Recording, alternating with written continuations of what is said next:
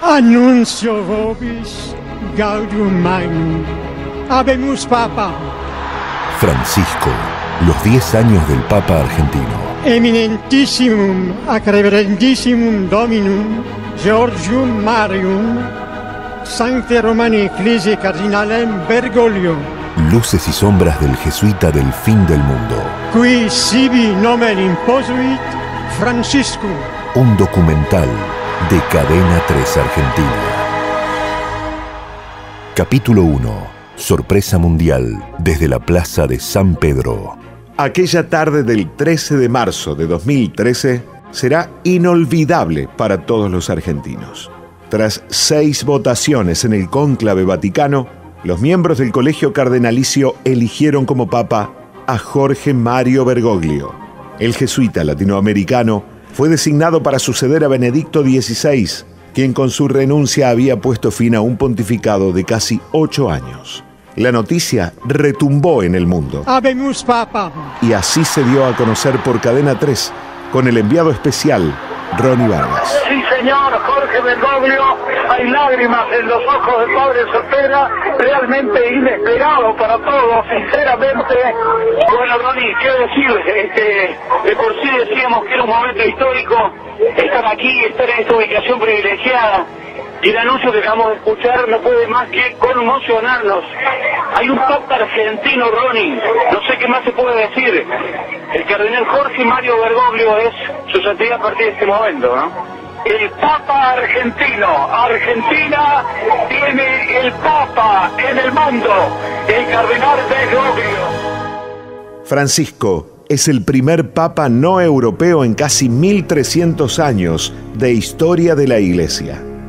Y él mismo destacó que llegaba a Roma desde el fin del mundo. Voi sapete che il dovere del conclave era di dare un vescovo a Roma.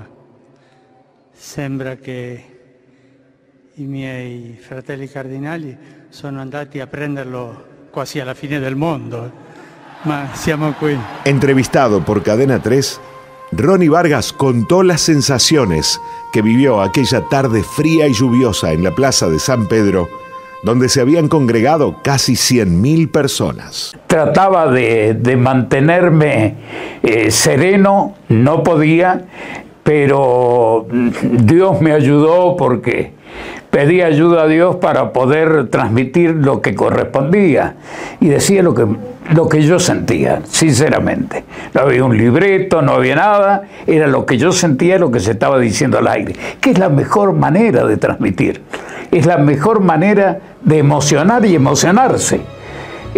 La cantidad de gente que estaba escuchando en ese momento la radio, me imagino que temblaba como yo temblaba ahí frente a ese escenario magnífico, ¿no?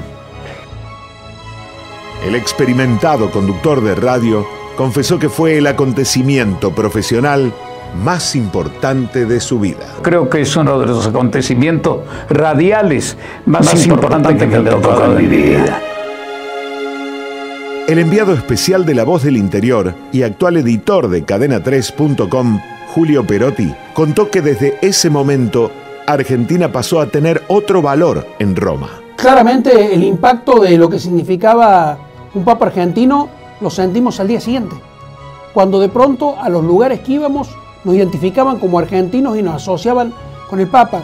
El padre Javier Sotera había respondido 30, 40, 50 entrevistas de medios de todo el mundo que querían hablar con alguien que lo conocieran, querían conocer, querían entender quién era este hombre que llegaba a conducir la iglesia.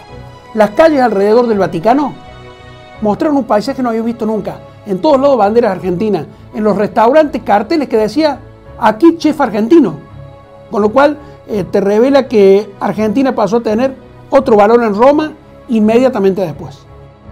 Aquel nuevo papa eligió llamarse Francisco I, por San Francisco de Asís, símbolo de paz, austeridad y servicio a los pobres. ¿Qué me pasó a mí? En la primera votación de la tarde, cuando yo vi que ya eso podía ser irreversible, lo tenía al lado, y esto lo quiero contar, porque hace a la amistad, al cardenal Humes, que para mí es un grande. A la edad que tiene es el delegado de la Conferencia Episcopal para la Amazonia. Y va allá y se mete, y va en barca, y va visitando las iglesias. Y lo tenía al lado y ya a la mitad de la primera votación de la tarde, hubo dos, hubo una segunda, cuando se vio la cosa, se me acercaba así y me decía: no te preocupes, así obra el Espíritu Santo. Me causaba gracia. Después, en la segunda votación, cuando se alcanzaron los 2/3, siempre se aplaude, ¿no? En todos los conclaves aplauden. Y sigue el escrutinio. Y él ahí sí me besó y me dijo: no te olvides de los pobres. Y eso me empezó a dar vuelta en la cabeza y fue lo que provocó la elección del nombre después. 10 años atrás, el Papa Francisco comenzaba a mostrar gestos de cambio.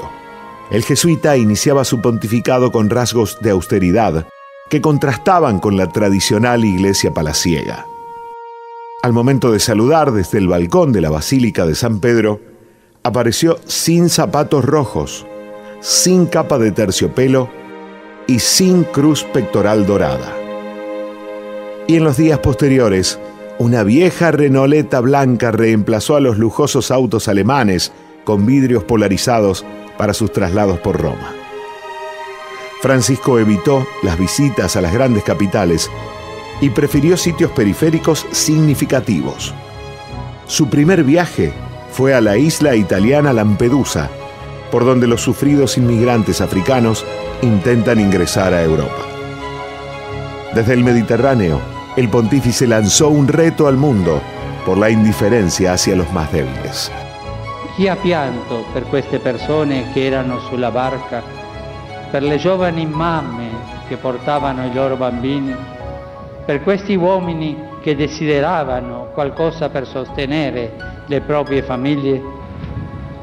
Siamo una società che ha dimenticato l'esperienza del piangere, del patire con la globalizzazione dell'indifferenza. El arzobispo de Córdoba, Monseñor Ángel Rossi, lo conoce desde hace décadas a Jorge Bergoglio. Convivieron bajo los mismos techos casi 9 años en la Iglesia del Salvador y en el Colegio Mayor San Miguel en Buenos Aires. En diálogo con Cadena 3, destacó que Francisco se ha propuesto desmantelar una iglesia para pocos. Desmantelar una imagen de, digamos, ir desmantelando esta imagen de una iglesia para unos pocos o de la riqueza, etc. Creo que uno de los logros también es el servicio a los más pobres, en eso, el ayudar a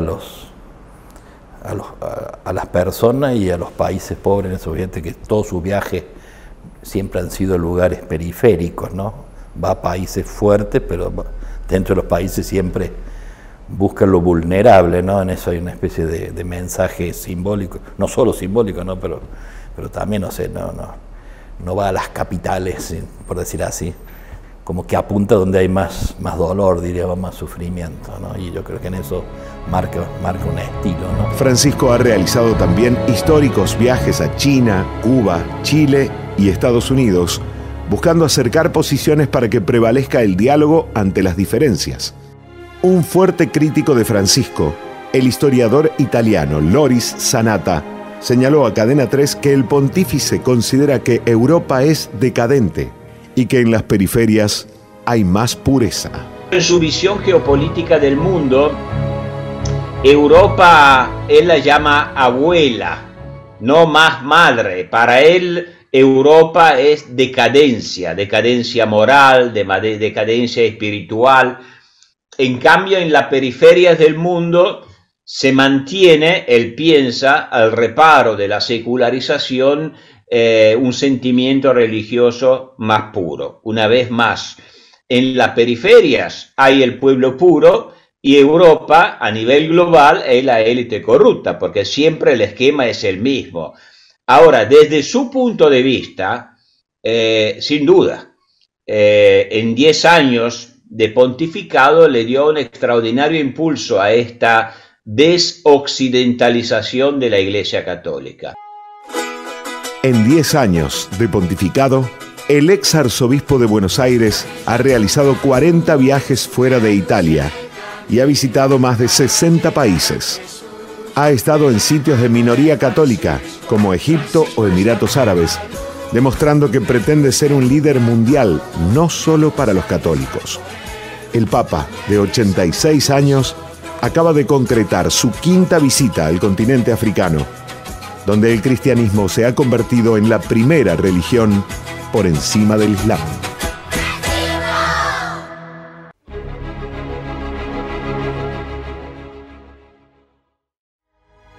Capítulo 2. El pastor con olor a oveja.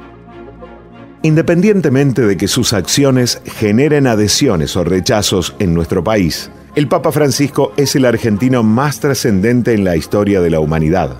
En octubre de 2022 publicó el libro Les pido en nombre de Dios, junto al periodista argentino Hernán Reyes Alcaide, con definiciones sobre el rechazo a la guerra, el cuidado del ambiente y la economía. Es una especie de balance de la década de Bergoglio como Papa. Allí ruega por una humanidad que rechace cualquier tipo de abuso, reconozca la dignidad de cada persona, la igualdad de oportunidades de mujeres y hombres, y no utilice el nombre de Dios para fomentar guerras. Un año antes, en octubre de 2021, en el mensaje a los participantes en la segunda sesión del Encuentro Mundial de Movimientos Populares, Francisco fue dando definiciones que resultan las columnas de su pontificado. Pidió a las grandes corporaciones mineras, petroleras y agrarias que preserven el medio ambiente. Que dejen de destruir los bosques, humedales y montañas. Dejen de contaminar los ríos y los mares. Dejen de intoxicar los pueblos y los alimentos. Pidió a las empresas tecnológicas que terminen con los discursos de odio. Que dejen de explotar la fragilidad humana, las vulnerabilidades de las personas para obtener ganancias, sin considerar cómo aumentan los discursos de odio, el grooming, el fake news, las teorías conspirativas, la manipulación política. Pidió a los gobiernos y políticos que trabajen por el bien común. Que representen a sus pueblos y trabajen por el bien común. Pidió a los fabricantes y traficantes de armas que terminen con la locura de la guerra. Que cesen totalmente su actividad, una actividad que fomenta la violencia y la guerra. Pidió a los líderes religiosos que no fomenten las guerras en nombre de Dios. Que nunca usemos el nombre de Dios para fomentar guerras ni golpes de Estado. Y pidió a los organismos financieros internacionales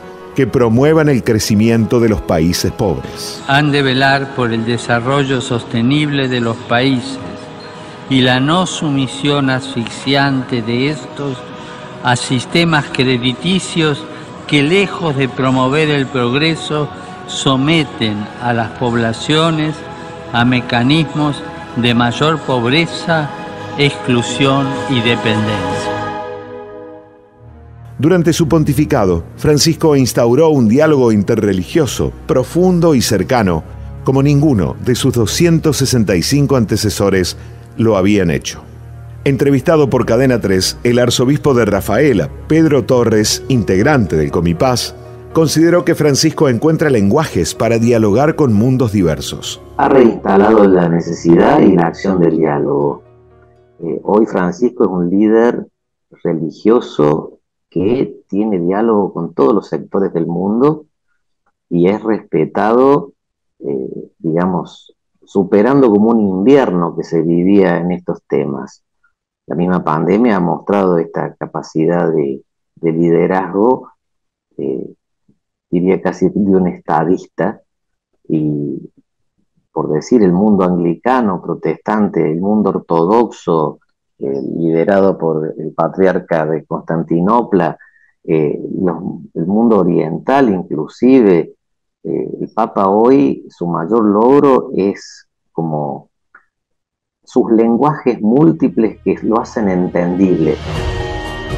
El rabino Marcelo Polakov, también miembro del Comipaz, opinó que Francisco le ha quitado el monopolio de la verdad a la Iglesia Católica. El tema del diálogo interreligioso, que obviamente yo estoy muy interesado, pero más allá de eso, el diálogo interreligioso, sacar el monopolio de la verdad a la Iglesia, me parece que eso es muy importante. Por supuesto, cada tradición religiosa tiene el monopolio, pero en partes. Entonces, esto me parece que es central. Alicia Perezuti es amiga personal de Jorge Bergoglio. Es titular de una ONG que lucha contra la trata de personas y es asesora ad honorem del Vaticano.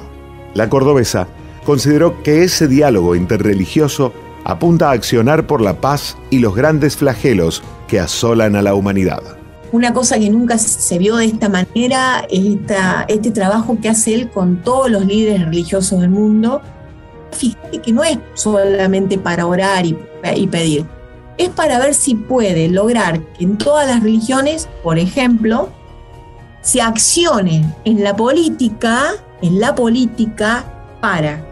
por el tema de la paz, trata de personas, narcotráfico, el tema de la destrucción del ambiente. Durante sus 10 años de papado, Francisco se ha animado a involucrarse en cuestiones que ningún pontífice había abordado. El arzobispo Kizaj Mouradian, titular de la Iglesia Apostólica Armenia en Argentina, destacó que en 2015 fue el primer papa en reconocer el genocidio armenio. Fue para nosotros un éxito en ese sentido porque ningún mandatario a nivel mundial como el Papa o ningún gobierno, ningún presidente había reconocido oficialmente el genocidio como hecho real o por lo menos el primer genocidio del siglo XX. Generalmente viene considerata come il primo genocidio del XX secolo. Essa ha colpito il vostro popolo armeno, prima nazione cristiana. Mara Pedicino es una de las 3 diaconisas de la Iglesia armenia en el mundo. La secretaria de culto de la Municipalidad de Córdoba destacó la coherencia de Bergoglio en ese sentido. Estábamos contentos de tener la oportunidad de estar ahí en el centenario del genocidio y de repente Francisco dice genocidio armenio y nos mirábamos entre nosotros y lo dijo. Y era lo esperado en definitiva porque cuando era Monseñor Bergoglio ya lo había reconocido acá, o sea, la coherencia de Bergoglio con Francisco se tenía que mantener. De todas maneras, es algo tan esperado para nosotros que somos descendientes de ese genocidio que fue un shock lindo. Nascondere o negare il male è come lasciare che una ferita continui a sanguinare senza medicarla.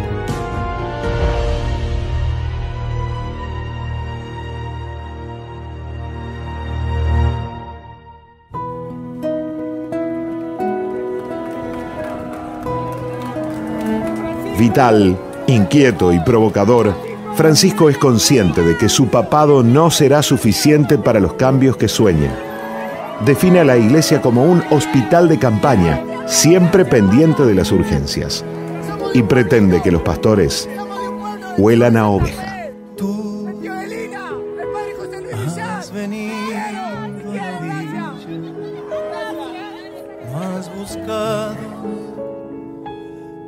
Sabios ni a ricos. Capítulo 3. Nadie es profeta en su tierra. En 10 años de pontificado, Francisco ha visitado los países sudamericanos de Brasil, Bolivia, Paraguay, Ecuador, Colombia, Perú y Chile. Pero jamás ha pisado suelo argentino. Ha conseguido limar tensiones entre musulmanes y católicos, entre guerrilleros de las FARC y el Estado colombiano, también entre la Iglesia Católica y China, e incluso entre los gobiernos de Cuba y Estados Unidos durante la administración de Barack Obama. Pero no ha logrado evitar caer en la grieta argentina, por lo que la visita a su terruño se ha ido dilatando con el paso de los años. En diálogo con Cadena 3, el obispo de Rafaela, Pedro Torres, opinó que nadie es profeta en su tierra. Lo dice el Evangelio, nadie es profeta en su tierra. Y en Argentina somos muy de, lo es también un poco el Papa y él conoce el paño, vivir las cosas más afectivamente que en un contexto, digamos así, de racionalidad más serena. Y Argentina ha pasado por muchas polarizaciones y tensiones estos años internas, y si él descubre que su presencia no va a ser una ayuda para la comunión, y si va a ser usado para polarizar, no viene. Según el periodista y neurólogo Nelson Castro, Francisco es consciente de que cayó en la grieta. Yo creo que él es consciente que ha caído dentro de la grieta y que la oportunidad de venir hoy impresiona como que se perdió. Yo lo veo con poca voluntad por venir a la Argentina, ¿no? Y yo creo que es consciente de que hoy él es parte del problema, es decir, su actitud en relación a la política interna argentina le ha generado a él un problema. El historiador italiano Loris Sanata opinó que el Papa no visitó su país porque habría sido un factor de división. Yo creo que Francisco no fue a la Argentina por dos razones que son complementarias entre ellas. Se dio cuenta muy pronto que un viaje suyo a la Argentina habría sido factor de división, no de unidad. Pero eso es una causa principal que va profundizada un poco, porque junto con esa idea de que al viajar sería causa de división, hay una idea de castigar a los argentinos por ser divididos. La actitud de Francisco con su país natal contrasta notoriamente con la de sus dos inmediatos antecesores. Juan Pablo II visitó Polonia en 1979, menos de un año luego de su designación como pontífice. Y Benedicto XVI viajó a Alemania en su primera salida al exterior en 2005. María Cacabelos es disertante internacional sobre superación de conflictos civiles. Catequista desde los 15 años y con dos hermanos desaparecidos, definió a la Argentina como un país a la deriva y comparó el aporte realizado por Juan Pablo II a la convulsionada Polonia de su tiempo.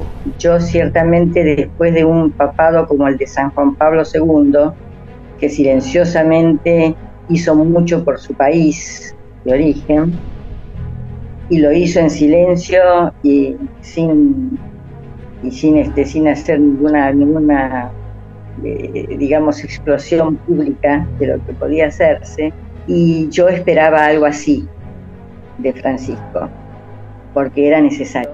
El obispo auxiliar de Comodoro Rivadavia, Roberto Álvarez, opinó que las cosas han sido mal barajadas. Las cosas han sido mal barajadas, no ponga sujetos al mal barajado, y se ha ido dilatando, y para mí esto. Alicia Perezuti, amiga personal de Bergoglio y titular de una ONG que lucha contra la trata de personas, admitió que la negativa a visitar la Argentina es una deuda que tiene con el pueblo. Mal asesorado. Capaz que se rodeó con personas todo el tiempo diciéndole, no, porque va lo político partidario, ¿te das cuenta? Y creo que al no haber venido enseguida, después se le complicó. Cada vez se le fue complicando más, ¿no? Pero si vos me vas a preguntar, y si es una deuda que tiene con el pueblo. El arzobispo de Córdoba, Ángel Rossi, sostuvo que la decisión de Francisco de no viajar a la Argentina apunta a no agudizar divisiones. Creo que no ha venido quizás para ayudar a no agudizar divisiones que de hecho estaban y están instaladas, entonces en los distintos momentos hubiera sido más conflictivo que gozoso, digamos. El ex arzobispo de Buenos Aires ha mantenido relaciones fluctuantes con los presidentes argentinos de este siglo. La pobreza, el conflicto con el campo, el matrimonio igualitario y la legalización del aborto han sido los focos de tensión entre Jorge Bergoglio y Néstor Kirchner, Cristina Fernández, Mauricio Macri y Alberto Fernández. Loris Sanata afirmó que Jorge Bergoglio tiene una visión política populista, afín con el peronismo. Yo no tengo la menor duda que el Papa Francisco pertenece al universo ideal de los fenómenos populistas. Ya en los años 70 hablaba de la clase media argentina como una clase colonial, o sea, como una élite que está imbuida de valores ajenos a la cultura del pueblo y por lo tanto esencialmente antinacional. Ahora, no casualmente, esta visión populista de Bergoglio es la misma visión del peronismo, porque el peronismo es en la Argentina el brazo secular del mito de la nación católica, que está precisamente basado sobre la idea que existe un pueblo cuya cultura es religiosa católica y una élite secular que es antipopular y por lo tanto antinacional.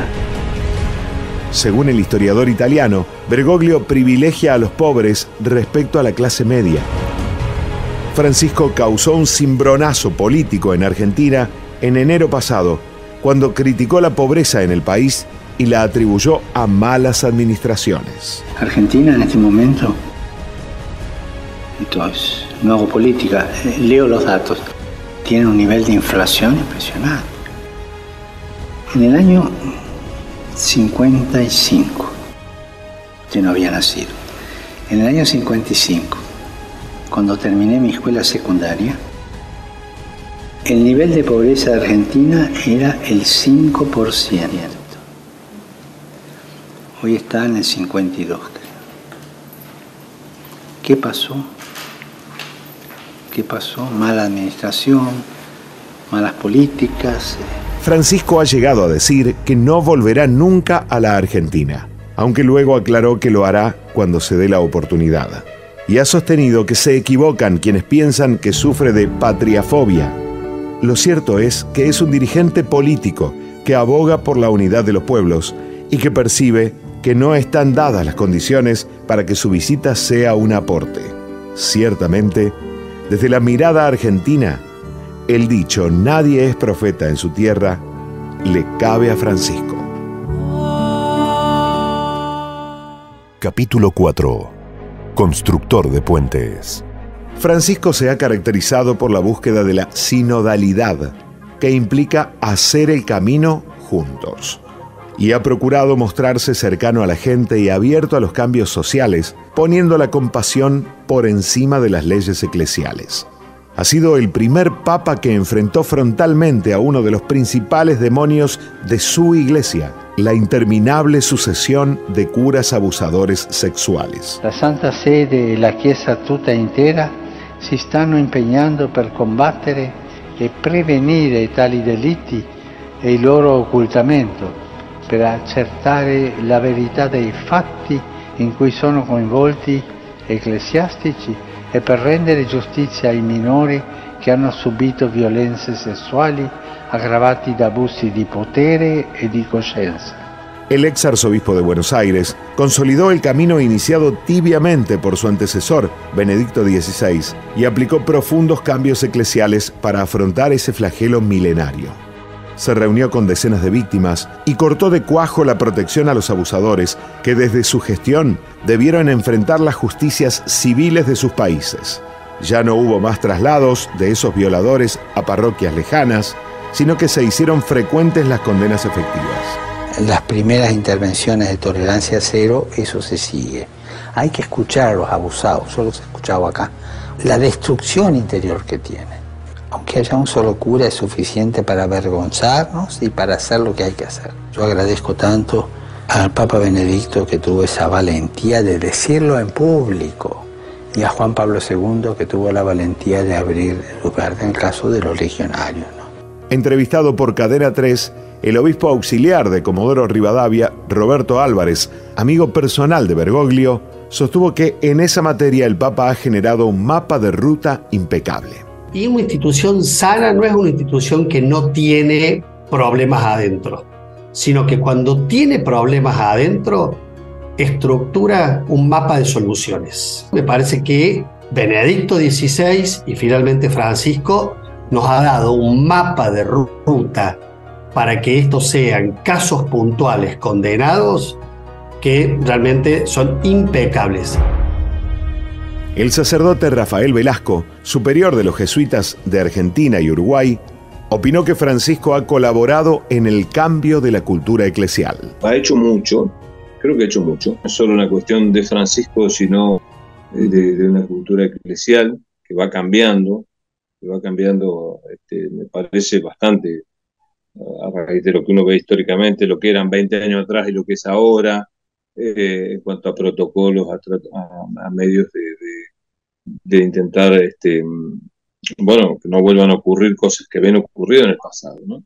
Creo que ahí ha habido un avance, el Código de Derecho Canónico que ha cambiado justamente para que no prescriban determinados hechos dentro del Código canónico, el que ahora se inste a ir a la justicia civil. En la otra vereda, el historiador italiano Loris Sanata manifestó que lo hecho por Francisco en esa materia ha sido insuficiente. Parece que ha habido muchas palabras fuertes, pero el mismo Bergoglio tiene esqueletos en los armarios. El caso Zanquetta, especialmente en la Argentina, es un caso que yo no sé, ha sido bastante tapado porque involucra al Papa directamente, pero la figura del Papa no sale nada bien, en ese caso como en muchos otros.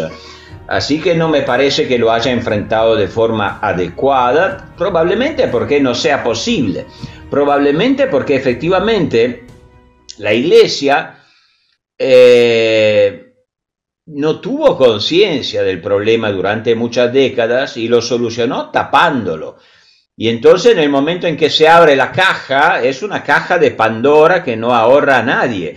O sea que es un tema en el que probablemente no podía, sin comprometer la Iglesia Católica como institución, hacer más de lo que hizo.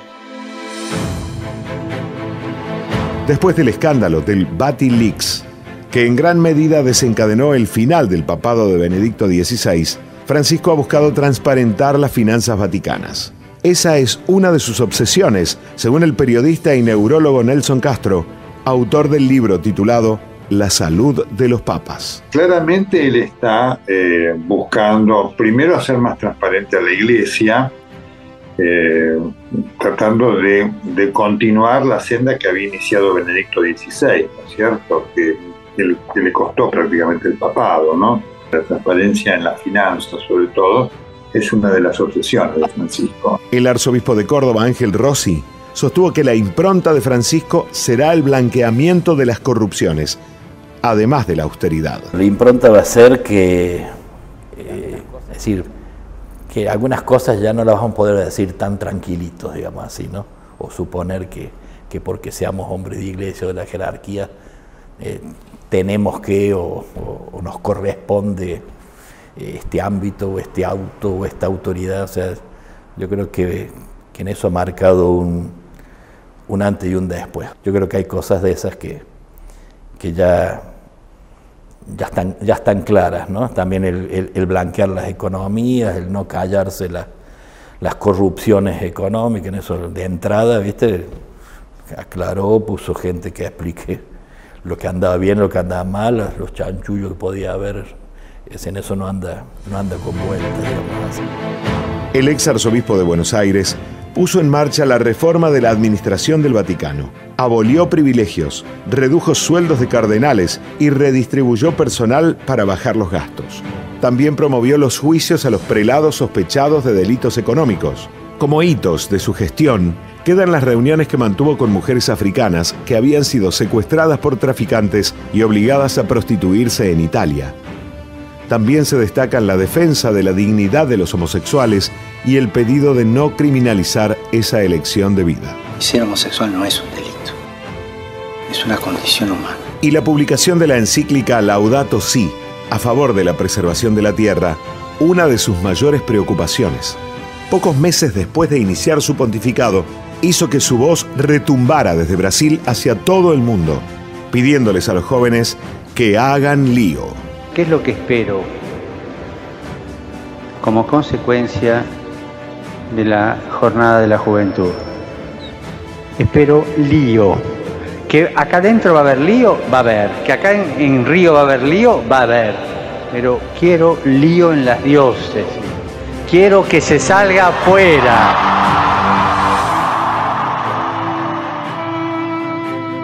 Líderes de otras religiones tienen visiones positivas respecto al pontificado del Papa argentino. El pastor evangélico Carlos Velart, de Cita con la Vida, sostuvo que Francisco ha gestado cambios para una iglesia más abierta y humana. Una iglesia más abierta, una iglesia más bajada a tierra, no sé si me entienden. Más bajada a tierra, más humana. El arzobispo de la iglesia armenia en Argentina, Kisaj Mouradian, sostuvo que el sello del papado de Francisco es la búsqueda de la paz. Es la paz. Es todo lo que ha hecho para ver y para mostrar que somos hijos del mismo Padre y podemos convivir en paz a pesar de los conflictos y a pesar de la guerra, pero hay que buscar la resolución como él buscó, como él sigue trabajando, y lo que va a dejar algún día es justamente su afán y su labor por la paz mundial, por la paz de todos los hombres y mujeres que comparten en este planeta.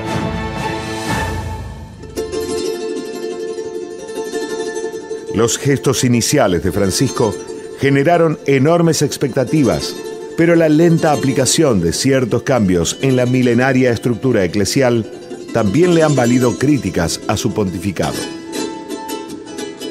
Aquellos que lo conocen afirman que él pretende ser un eslabón de una larga cadena de cambios. Gloria a Dios en las alturas. Capítulo 5. Los asuntos pendientes de Francisco. Jorge Bergoglio aceptó hace 10 años que cada gesto suyo, cada palabra, iba a quedar bajo la lupa de la crítica mundial. Lo impulsó una agitada sed de cambios, pero siempre ha sido consciente de que las modificaciones en la arcaica Iglesia Católica llevan tiempos que no están al alcance de los individuos. 10 años en la vida de una estructura milenaria es un pestañeo, pero Francisco ha recibido críticas por no haber logrado desmantelar del todo las estructuras palaciegas de la Iglesia. Tampoco ha conseguido adaptarla a las nuevas configuraciones de la familia, ni ha posibilitado que las mujeres accedan a lugares jerárquicos. El historiador italiano Lori Sanata señaló a Cadena 3 que la llegada de Francisco al pontificado generó una revolución que luego no se tradujo en logros concretos. Cuando llegó Bergoglio al pontificado, pero tal vez sea inevitable, se estableció como una especie de culto a la personalidad. Es una especie de idolatría inquietante bajo muchos aspectos, pero todo lo anunciaron como una gran revolución. Cuánta biografía, ¿no? Bergoglio, revolucionario. Ahora, no sé, esta es mi opinión personal, pero esto ha generado enormes expectativas de cambio, y la verdad que después de 10 años me parece que, no sé, el elefante parió el ratoncito, porque no sé si es incapacidad suya o si simplemente, bueno, reformar la Iglesia Católica es una empresa tal vez casi imposible. Con una visión muy diferente, el arzobispo de Córdoba, Ángel Rossi, expresó que Bergoglio busca desarmar la estructura palaciega de la Iglesia. Ir desarmando, digamos, toda una estructura, digamos, palaciega que ciertamente él ya la dejó suficientemente en ridículo, y queda claro, no digo que no sigamos a veces viviéndola, pero ya está claro que no es normal, que no es lo que tiene que ser. Eso, ya hay un antes y un después. Rafael Velasco, titular de los jesuitas en Argentina y Uruguay, advirtió que enfrenta una iglesia muy dividida bajo la amenaza de los sectores conservadores. Hoy Francisco se encuentra con una iglesia que manifiesta, al menos en algunos puntos, una profunda división, ¿no? Sectores muy conservadores que, hoy hacen como su aparición pública, ¿no? En otro momento ha sido más sorda su oposición, pero en este momento hacen como más fuerte su voz digo, con esto de instalarlo de su renuncia, que no va a ocurrir, digamos, salvo que no esté muy enfermo, cosa que no ocurre ahora. Es decir, que en ese contexto de una iglesia que tiene como marcadas posiciones en algunos sectores muy fuertes, claro, hay una agenda que si él la intenta llevar adelante, me parece, puede llegar a tensar tanto que puede dividir la iglesia. Se puede llegar a dividir. No él la va a dividir, sino que hay quienes, los grupos más conservadores son los que han hecho los cismas en la iglesia, ¿no? Lefebvre es el último caso, ¿no? Alicia Perezuti, titular de la ONG Vínculos en Red y amiga de Bergoglio, admitió que el Papa no ha logrado adaptar la iglesia a las nuevas configuraciones de la familia y que no ha conseguido la incorporación de las mujeres en lugares de jerarquía. Las nuevas configuraciones de la familia, no sé si él no lo logró en los papeles a lo mejor, pero ¿sabés qué? Cada vez que hay un sínodo, los cambios se dan. Y esto de la incorporación por ahí de las mujeres en lugares eclesiales, ¿no? Me parece que lo ha venido, viste que lo viene planteando. Pedro Torres, obispo de Rafaela, explicó que Francisco ha sido un iniciador de procesos. Él ha iniciado procesos, es un hombre que confía en la acción de Dios, del tiempo y de la maduración de las cosas, y ha iniciado procesos muy importantes hacia el mundo, todo un espacio de diálogo sobre el cuidado de la creación, que tiene un eje muy importante en el tema de preocupación por la Amazonía, pero también esto con una proyección de diálogo interreligioso y ecuménico, que ha tenido una repercusión en Laudato Si llamativa. Durante su pontificado ha aplicado profundas reformas en el Opus Dei y en la Orden de Malta, que implicaron la imposición de limitaciones y quita de privilegios para esos espacios tradicionalistas de la Curia Vaticana. Y también removió a la cúpula de Cáritas Internacional por problemas de gestión y moral. Los gestos y acciones de Francisco han generado fuertes resistencias por parte de los sectores más conservadores del Vaticano. El historiador italiano Loris Sanata afirmó a Cadena 3 que el estilo poco pluralista de Francisco ha provocado divisiones en la iglesia. Si realmente uno llega con un programa revolucionario, como se presentó, es inevitable que genere fuertes divisiones. Pero yo tengo la impresión, y voy a ser crudo al respecto, que no es su revolucionarismo que ha creado la división, porque finalmente yo no veo toda esta gran revolución. Me parece que es su política de poder que ha creado la división. O sea, es un hombre que en su estilo de gobierno tiene la tendencia a monopolizar para él y para los suyos todas las posiciones de poderes. O sea, es muy poco pluralista al respecto. El periodista y neurólogo Nelson Castro, autor del libro titulado La salud de los papas, tiene un estrecho vínculo con Francisco. De las charlas entre ambos ha surgido claramente que el pontífice es consciente de esas luchas de poder palaciegas. Las peores miserias humanas están ahí presentes. La lucha de poder, como la vemos en cualquier estructura política, ahí son silentes, pero están presentes a cada paso y a cada minuto, ¿no? Y transmite una lejanía de lo que es el cristianismo en cuanto a la esencia y demás, que es realmente pavorosa. Obviamente él las alude permanentemente, y hubo una que él la mencionó muy claramente y me la repitió durante la segunda entrevista después de la fundación de Colón, cuando él dijo que después, digamos, de la operación de él, había muchos que ya estaban pensando en un cónclave, ¿no es cierto? Así que claramente es una estructura, él lo conoce y no le preocupa en absoluto, pero él es conocedor de las intrigas que hay ahí y de que hay gente que quisiera que se muriera, ¿no?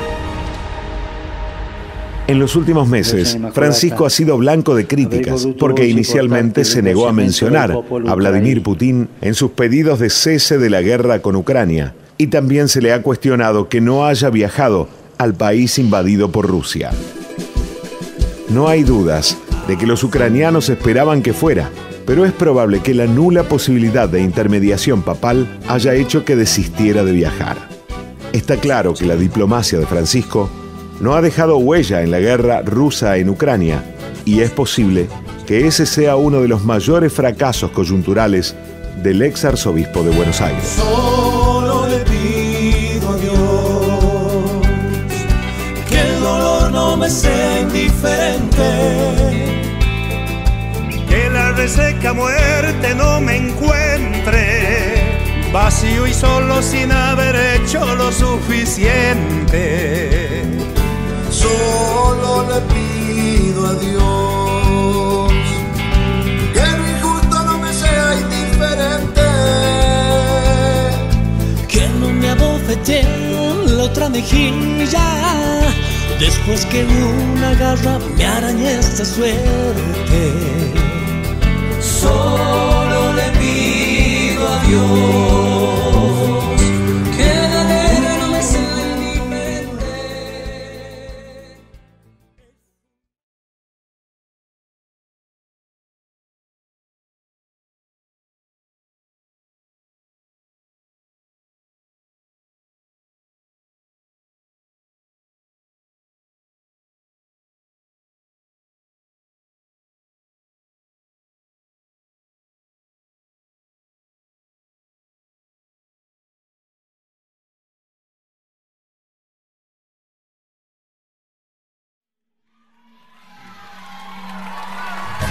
¡Sí!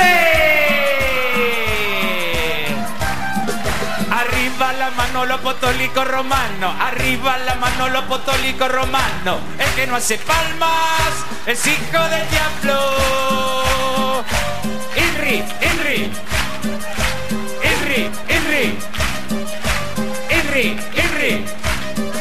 Francisco I te quiere el mundo entero. Por derecho divino, el Papa es argentino. Brasilero, que amargado se te ve. Tenemos a Pancho I, que más grande que Pelé. Brasilero, que amargado se te ve. Maradona y Pancho I son más grandes que Pelé. Lo dice el Vaticano, lo gritan en las canchas. Francisco es argentino y el Papa no se mancha. Y la manito de los fieles, y ahí. Y la manito de los fieles, y ahí. Brasilero, que amargado se te ve. Tenemos a Pancho I, que más grande que Pelé. Brasilero, que amargado se te ve. Messi, Maradona y Pancho son más grandes que Pelé. El que no se mueve es amigo de Judas, y el que no se confiesa se le escapa la tortuga. Brasilero, que amargado se te ve. La misa no es con caipirinha, comulgamos con Fernet. Con su mandam.